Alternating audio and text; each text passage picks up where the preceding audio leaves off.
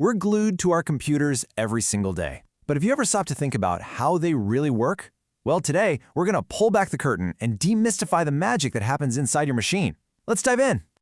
You see a link, you click it. A web page just appears. Seems simple, right? But between that single click and the page loading, there is an absolutely incredible hidden journey happening. We're going to follow that data every step of the way, from the vast internet all the way to your screen. So here's our game plan. We'll start in the digital mailroom to see how data arrives. Then we'll meet the kernel, the brain of the whole operation.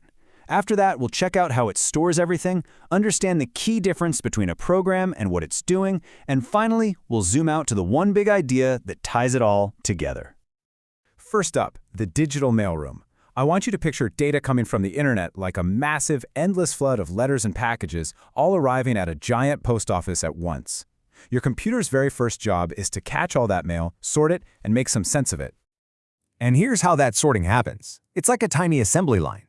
It all starts with raw physical signals, literally flashes of light in a fiber optic cable or electrical pulses.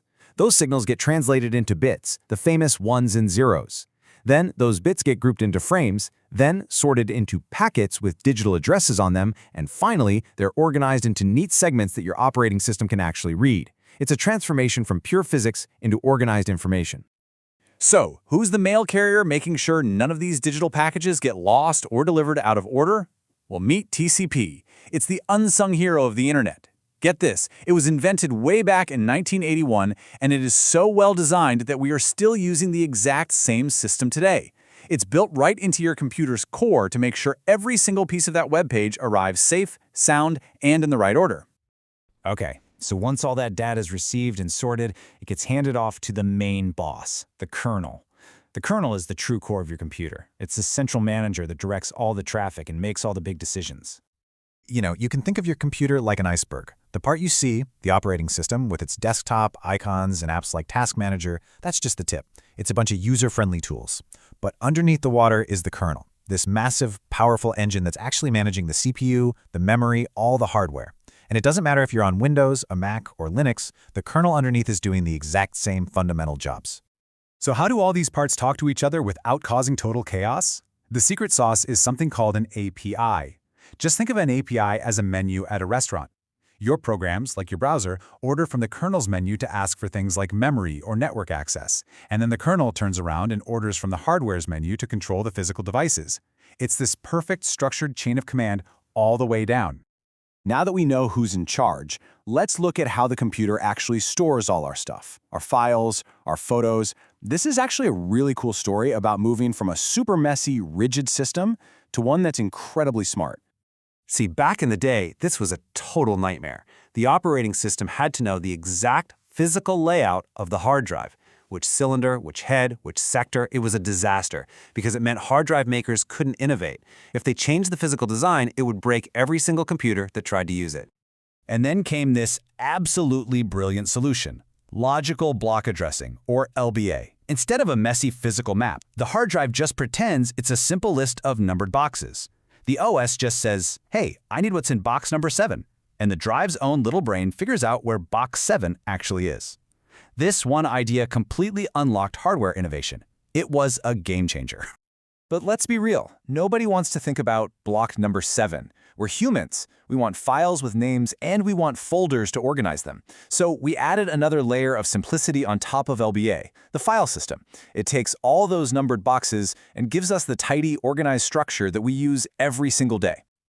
All right, time for a quick reality check. Let's say you save a tiny text file. It just has the letters HI in it. The actual data is only this big. But on your disk, it takes up this much space. So what gives? Well, storage works in fixed chunks, or blocks. The file system can't just give your file 3 bytes of space. It has to give it an entire block, which is usually 4,096 bytes. It's a tiny bit of wasted space, but it's a small price to pay for having such a well-organized system. And of course, there's not just one file system.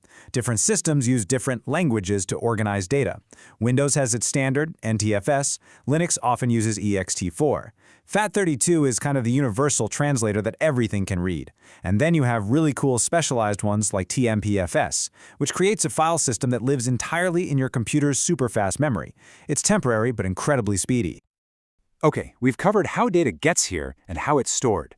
Now for our last big concept. What actually happens when you run something? This is all about the difference between a blueprint and the action of building from it. This recipe analogy makes it crystal clear. A program is like a recipe book sitting on your shelf. It's just a set of instructions, stored safely on your hard drive. It's not doing anything. A process, on the other hand, is the act of cooking that recipe. It's loaded into memory, it's using the CPU, it's alive and active. It's the action.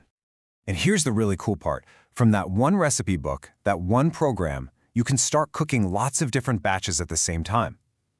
Think about your web browser. The program itself just sits on your disk, but every single tab you open can be its own separate process, running independently in memory.